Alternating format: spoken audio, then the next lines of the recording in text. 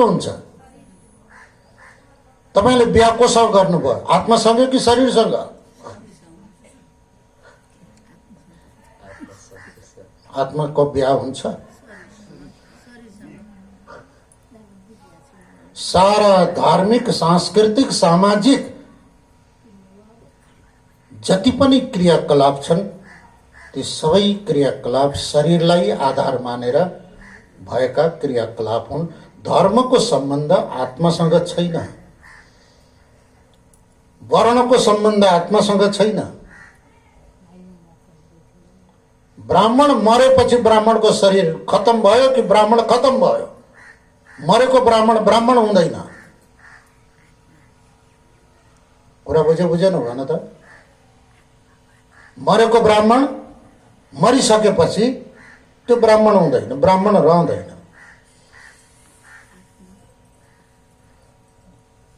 मरेकी महिला मरिसकेपछि त्यो महिला हुन्न।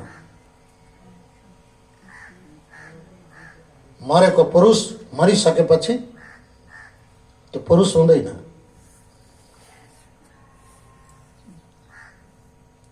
कुरा बुझ्नुभयो?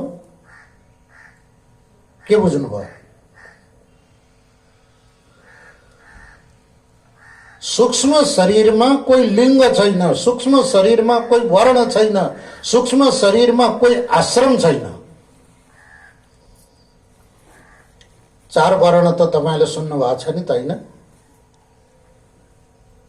36 जात भन्ने पनि सुन्नु भएको छ। 4 वर्ण 36 जातको फुलबारी भन्ने पृथ्वीनारायण शाहको महावाक्य। नेपालको बगैँचामा कतिवटा फुल छन्? कति रङका फुल छन्? 4 वर्ण 36 जात। यही फुलबारी हो नेपालको भूमिमा पैदा भएका छन्, मर्छन्। बगैँचामा जसरी फुल फुल्छन्, ओइलाउँछन्, झर्छन्, जान्छन्, नेपालको बगैँचामा पनि 4 वर्ण और 36 जात के हुन्छन्? पैदा हुन्छन्, मर्छन्, जान्छन्। तर यो शरीरभित्र अर्को शरीर छ। तपाईहरुलाई थाहा छ? स्त्री शरीरभित्र एउटा अर्को शरीर छ। त्यो शरीर स्त्री होइन। मैले आत्माको कुरा गरेको छैन अझै। स्त्री शरीरभित्र एउटा अर्को शरीर छ। त्यो शरीर महिला होइन, स्त्री होइन। ब्राह्मण शरीरभित्र एउटा अर्को शरीर छ। त्यो शरीर ब्राह्मण होइन। पुरुष शरीरभित्र एउटा अर्को शरीर छ। त्यो शरीर पुरुष होइन। त्यो शरीरको नाम के हो थाहा छ तपाईहरुलाई? यो शरीरभित्र अर्को शरीर छ। त्यो शरीरको नाम के हो? यो शरीरको नाम त स्त्री हो। यो शरीरको नाम त पुरुष हो। यो शरीरको नाम त ब्राह्मण हो। यो शरीरको नाम त क्षत्रिय हो। यो शरीरभित्र अर्को शरीर छ। त्यो शरीरको नाम के हो? त्यो शरीर ब्राह्मण हो। त्यस शरीरको नाम हो सूक्ष्म शरीर। त्यो शरीरको नाम के हो? सूक्ष्म शरीर। हाम्री आमाहरूलाई कुन बेला अब हाम्रो सच्चिदानन्दले भजन गाउँछ र नाचन पाउला भनेर प्रतीक्षा गरेका छन्। महात्माको प्रवचनमा नाच्ने काम हुँदैन। यहाँ त बुझ्ने काम छ। बुझ्न राम्रो कि नाच्न राम्रो? ल भन्नुहोस् त। कुरो बुझ्न राम्रो कि नाच्न राम्रो? त्यहाँ बुझ्ने कुरा हो। तपाईहरुलाई त नाच्न राम्रो लाग्छ नि त। सायद त्यही प्रतीक्षामा बस्नु भएको छ। उफ्रन पाए हुन्थ्यो। तपाईको यो शरीरभित्र अर्को शरीर, सूक्ष्म शरीर, त्यो स्त्री छैन। त्यो स्त्री होइन। मरेपछि तिमी स्त्री हुँदैनौ।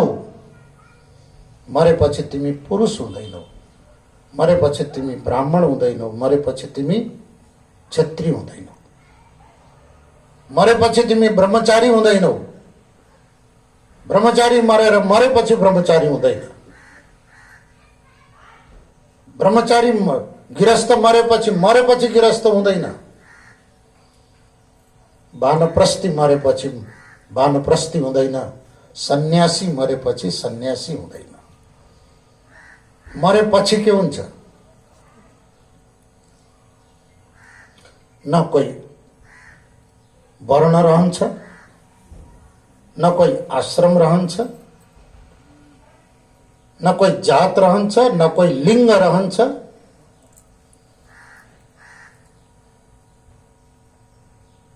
सूक्ष्म शरीर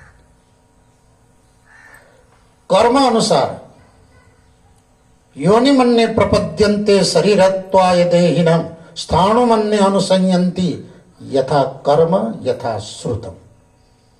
उपनिषदको वाक्य छ। यो शरीर छोडेर जाने, सूक्ष्म शरीरमा जाने जीवात्मा, उसको कर्म, उसको वासना और अविद्या, अविद्या, काम और कर्म। काम शब्दले वासना, ये तीन वस्तुको आधारले उसको पुनर्जन्म हुन्छ। जब पुनर्जन्म हुन्छ तब गएपछि त्यो ब्रह्मचारी, गृहस्थ, वानप्रस्थ शरीर पाएपछि मात्रै बल्ल त्यहाँबाट सुरु हुन्छ जात, वर्ण, आश्रम, लिङ्ग। सूक्ष्म शरीरमा त्यो कुरो हुँदैन।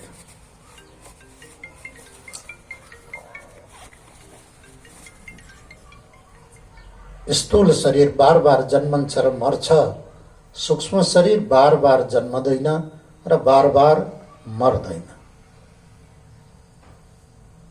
सूक्ष्म शरीर एक ही बार सृष्टिको, जीवको अस्तित्व काल पर्यन्त एकै बार पैदा हुन्छ र एकै बार नष्ट हुन्छ। सूक्ष्म शरीर बार बार नष्ट हुँदैन।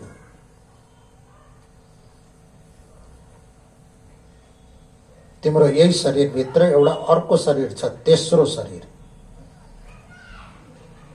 त्यो शरीरको नाम के हो थाहा छ?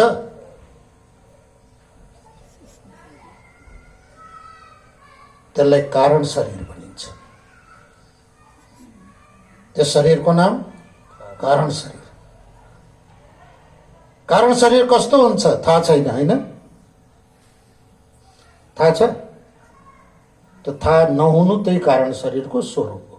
अज्ञानमेवास्य मूल कारणम तदहानमेवात्र विदो विधीयते। भगवान रामले लक्ष्मणलाई सम्झाउनु भएको छ राम गीतामा। समस्त अनर्थको कारण, सृष्टिको कारण मूल अज्ञान हो। अज्ञान नै सबैको कारण हो। त्यो अज्ञान नाश गर्नु नै समस्त शास्त्रीय विधान हुन्। अज्ञानलाई अन्धकारको प्रतीक मानिन्छ। अज्ञानलाई के मानिन्छ? अन्धकार अँध्यारो छ भने त्यो अँध्यारो हटाउनको लागि उज्यालो चाहिन्छ। अज्ञान हटाउनको लागि उज्यालो चाहियो कि चाहिएन? अज्ञान यदि अन्धकार हो भने कुन उज्यालोले हट्छ? त्यो अज्ञान। त्यो अज्ञान रूपी अन्धकार कुन उज्यालोले हट्छ? मोमबत्तीले हट्छ? सूर्यको प्रकाशले हट्छ? प्राधिकरणको उज्यालोले हट्छ? कुन उज्यालोले हट्छ? ज्ञान प्रकाशले। त्यो उज्यालो कहाँबाट पाइन्छ त? ये भागवत। भा शब्दको अर्थ के भयो? बिर्सिसक्यो यति चाँडै? भा शब्दको अर्थ मैले के बताएको थिएँ? प्रकाश, उज्यालो। कारण शरीर रूपी अन्धकार, अज्ञान हटाउने क्षमता केमा छ? भा, उज्यालो। किनमा भागवत। यदि भागवत ठिकसित सुन्यौ गुन्यौ श्रवण मनन निधिध्यासन सुने और बाजा सच्चिदानंद का बाजा बजाइदियो जामला वैकुण्ठ नाच्दै गाउँदै बजाउँदै नाच्यो त्यसले अन्धकार जाँदैन, अज्ञान जाँदैन। यसले मनोरञ्जन हुन्छ, मनोभञ्जन हुँदैन। भागवतको काम हो मनोभञ्जन। भागवतको काम के हो? है? भञ्जनको अर्थ के हो? नष्ट गर्नु। भागवतको काम हो अज्ञान नष्ट गर्नु, अज्ञानद्वारा परिकल्पित मन नष्ट गर्नु। तिमीलाई सबभन्दा दुखी त मनले बनाएको छ, अरू कसैले दुखी बनाउँदैन। तिमी प्रसन्न हुनु पर्यो भने त्यही मन चाहियो, दुखी हुनु पर्यो भने त्यही मन हो। मन यदि छैन भने न तिमी प्रसन्न हुन सक्छौ न दुखी हुन सक्छौ। फलानु मरेर गयो, कसैको छोरो मरेर गयो, कसैको बुढो मरेर गयो, कसैकी बुढी मरी। अरे जाते नहीं कोई दुनिया से दूर चल के, मिलते सब यही है पर कपड़े बदल बदल के। मर्ने वाला त खाली कपडा फेर्न गएका छन्। किन रुन्छौ तिमी? कपडा फेर्न गएको व्यक्ति देखेर रुनी हो? हैं?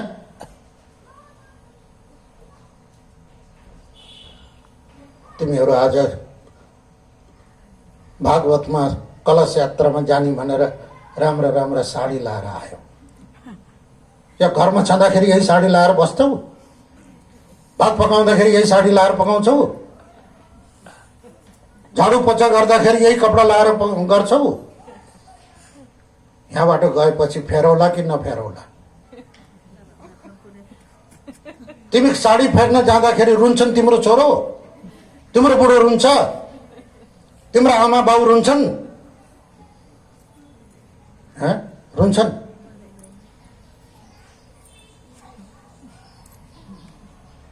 मृत्यु के हो? वस्त्र फेर्ने मात्रै काम हो। मृत्यु के हो? वस्त्र फेर्ने काम हो। कोही वस्त्र फेर्न गएको छ, बसेर रुनी हो तिमी? मूर्खताको प्रतीक हो कि होइन भन त? जाते नहीं कोई दुनिया से दूर चल के, मिलते सब यही हैं पर कपड़े बदल बदल के।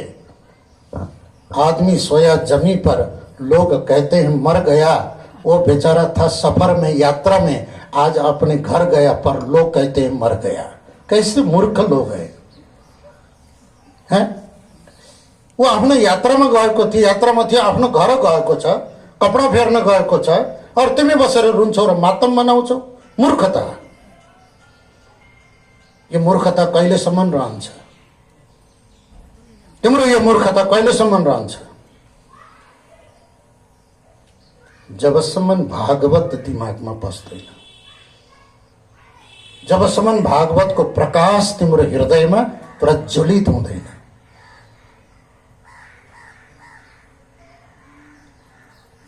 मैले धेरै समय लिए। अब आगेको कार्यक्रम भागवतको महत्व। भागवत ज्ञान स्वरूप हो।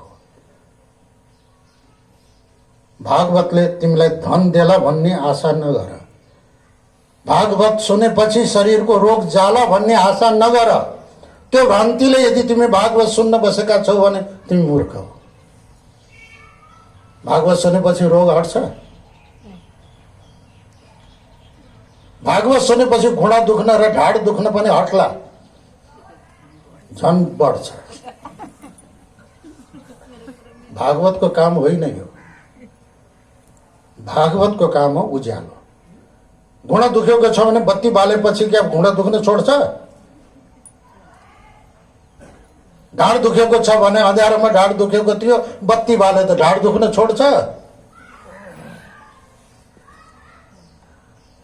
भागवतको काम हो उज्यालो, ज्ञान। म शरीर होइन, म जीवात्मा होइन। मनोबुद्धि अहंकार चित्तानि नाहम न च श्रोत्र जिह्वे न च घ्राण नेत्रे।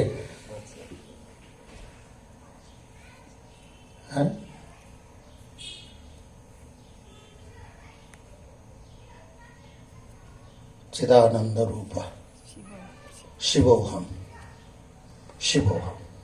तिमी को हो? तिमी जीव हो कि शिव हो? तिम्रो असली स्वरूप शिव हो। अज्ञानले गर्दा म जीव हुँ भन्दै हिँडेका छौ र म महिला हुँ भन्दै हिँडेका छौ। भागवतको प्रकाश जुन बेला हृदयमा प्रज्वलित हुन्छ त्यसपछि तिमीलाई अनुभव हुन्छ। चिदानन्द रूप शिवोहम शिवोहम। शिव दर्शन गराउने उज्यालो भागवत हो। कृष्ण दर्शन गराउने उज्यालोको नाम भागवत हो। यो सांप्रदायिक व्याख्या म गर्न चाहन्न। शिवपुराण सुन्यौ भने शिव दर्शन गराइदिन्छ, भागवत सुन्यौ भने कृष्ण दर्शन गराइदिन्छ, देवी भागवत सुनाइदियो भने देवी दर्शन हुन्छ, गणेश पुराण सुनायो गणेश दर्शन हुन्छ। तर जुन बेला गणेश दर्शन हुन्छ त्यो बेलामा ठुलो भुँडी र लामो सुँड भएको दर्शन हुँदैन, एउटै दर्शन हुन्छ। भागवतले दो दर्शन गराउँछ, शिवपुराणले त्यही दर्शन गराउँछ। सूर्यको उज्यालोले यो घैँटो माटोको हो भनेर चिनाउँछ भने मैनबत्तीको उज्यालोले यो घैँटो माटोको हो भनेर चिनाउला कि नचिनाउला? चिनाउला कि नचिनाउला? अनि प्राधिकरणको उज्यालोले यो माटोको घैँटो हो भन्ने चिनाउला कि नचिनाउला? उज्यालो हजार फेरियोन् न, वस्तु एउटै हो भनेर चिनाउँछ चिनाउँदैन? शास्त्र हजार हुन्, हुन दो, चाहे भागवत हो, चाहे शिवपुराण हो, चाहे गणेश पुराण हो, चाहे देवी भागवत हो, सबैले चिनाउने तत्त्व के हो? सच्चिद आनन्द अद्वितीय, सत चित आनन्द अद्वितीय। अहिले म यहाँ त्यहाँ बसिराखेको थिएँ, एकजनाले माइकमा लिएर सच्चिदानन्द भगवानको भनेर उद्घोषण गरे। सच्चिदानन्द भगवानको। यो म भनेर किन भन्न सकेनौ तिमी? तिमीले म भन्न पर्थ्यो नि त्यतिखेर। तिम्रो नाम सच्चिदानन्द होइन? को भनेर भनिराखेको छ, म भन्न सकेन। ल भन त। अब यिनले पनि भन्छ सच्चिदानन्द को?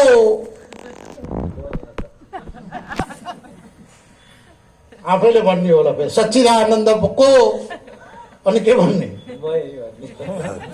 हेर त, आफू सच्चिदानन्द, सच्चित आनन्द और अद्वितीय, चार, जसको चर्चा शास्त्रले गर्छन्, तमाम वैदिक वाङ्मयले यी चार तत्त्वको प्रतिपादन गर्छन्। त्यो तिमी हो, तिमी सत हो, तिमी चित हो, तिमी आनन्द स्वरूप हो। अनि रुँदै किन हिँडेका छौ त? म स्त्री हुँ भनेको छौ त रुनु पर्छ, म पुरुष हुँ भन्यो भने रुँदै हिँड। म आनन्द स्वरूप हुँ, रुने ठाउँ छ अब? यो प्रकाशन गर्छ भागवतले। अब 7 दिनमा 11 बजिसकेछ ल। स्वामीजीले भागवतको यही तत्त्व प्रतिपादन गर्नुहुनेछ। सफल होस्। मलाई यो उद्घाटन गर्ने हाम्रो सुमोदपुरीजीले 20-25 दिन पहिले नै सूचना दिनुभएको थियो। मैले हुन्छ त्यतिखेर मेरो काठमाडौँमै बस्ने कार्यक्रम थियो र मैले हुन्छ बोलिहालेँ। तर फेरि अहिले देवघाटमा जानुपर्ने भएको हुनाले देवघाट गएँ। अब यहाँ नाम सबै छापिसकेको छ। त हिजो बेलुका म फ्लाइटमा आएँ, यही कामको लागि आएँ। अब म फेरि देवघाट तुरन्त फर्कनु छ।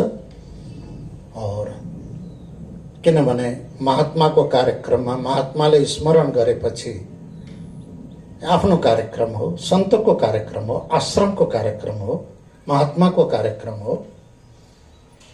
आउनु मेरो कर्तव्य थियो। अस्तु, उद्घाटनको मात्रै मेरो कार्यक्रम भएको हुनाले उद्घाटनको साथसाथमा अलिकति मैले आफ्नो मन्तव्य पनि भने। भागवतको मर्म यही हो, तपाईहरू निष्ठाले सुन्दै जानुहोस्। केही न केही भित्र बत्ती बल्ला भएको उज्यालो भित्र पनि प्रकट होला।